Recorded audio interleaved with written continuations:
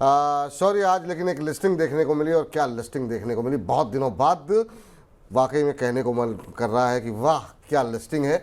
बताइए जरा आज की लिस्टिंग के बारे में। जी बिल्कुल, इतने टफ मार्केट कंडीशन, कहते हैं टफ पिच पर जहाँ सारे प्लेयर्स इंजर्ड हो रहे हैं, एक प्लेयर ने लग रहा है सेंचुरी मार दी है। क्योंकि सुरक्षा इन्वायरो इंफ्रा की बात करें तो NSE पर 220 पर लिस्ट हुई है, इशू प्राइस था 148। यानी ऐसे माहौल में, ऐसे मार्केट में, चाहे प्राइमरी मार्केट का देखो, सेकेंडरी मार्केट का देखो, जो खुला हुआ है उसका हाल देखिए, उस हिसाब से 48% के प्रीमियम पर लिस्ट हुई है। और ऐसा भी नहीं है कि लिस्टिंग के बाद बहुत ज़्यादा गिरावट देखने को मिली हो, खुला था 220 पर और अभी भी 212 के आसपास ही कारोबार करता हुआ नजर आ रहा है। यहाँ पे आके स्टेबल हो गया अपने इशू प्राइस, ओपनिंग प्राइस के आसपास ही।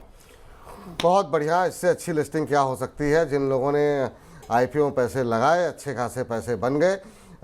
सर, आपकी राय क्या होगी? और लगातार आप इस पर जो है सब्सक्राइब की सलाह दे रहे थे, और वो हम अपने जो दर्शक हैं उनको लगातार बता रहे थे कि ये IPO ऐसा है जो कि लिस्टिंग दे करके जाएगा, और ग्रे मार्केट का प्रीमियम भी इसका इशारा कर रहा था।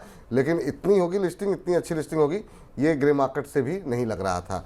क्या वजह मानते हैं इसकी? और अभी के लिए क्या प्रॉफिट बुक करके घर ले जाएं, या फिर अभी थोड़ा वेट करना चाहिए, 2-3 दिन होल्ड करना चाहिए?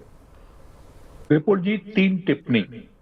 कंपनी का जो धंधा है वो बहुत ही लुक्रेटिव धंधा है, और जैसे मैंने पहले भी कहा है, 2 और डायरेक्ट कंपटीशन की इसकी कंपनी है इस क्षेत्र में।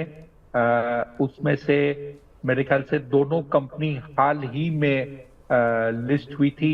एक थी करीब 6-8 महीने पहले EMS लिमिटेड, और एक थी करीब 3 महीने पहले विष्णु पुंगलिया।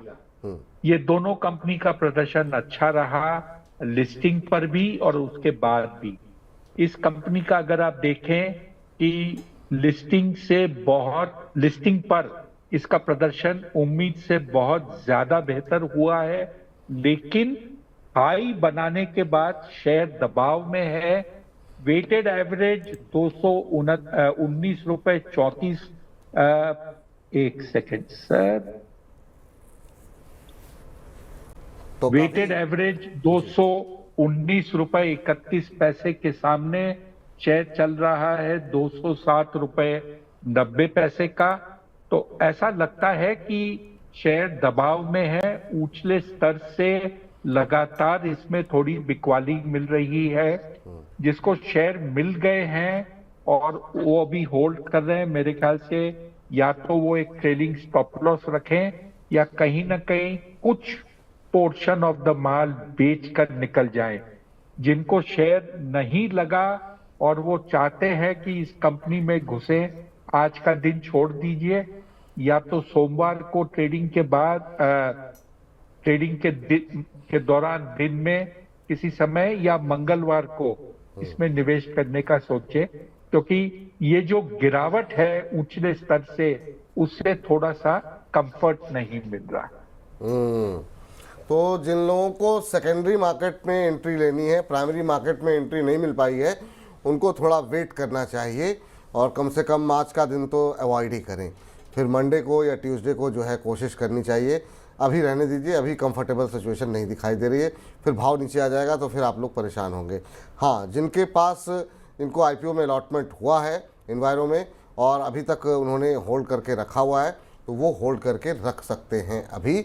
और या फिर चाहें तो कुछ हिस्सा बुक कर लें, और कुछ हिस्से को अभी आप आगे जो है 1-2 दिन देखें क्या सिचुएशन बनती हुई दिखाई दे रही है।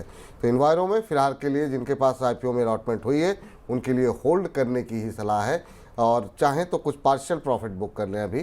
तो ये राय यहाँ पर इन्वायरो इंफ्रा पे निकल करके आती हुई।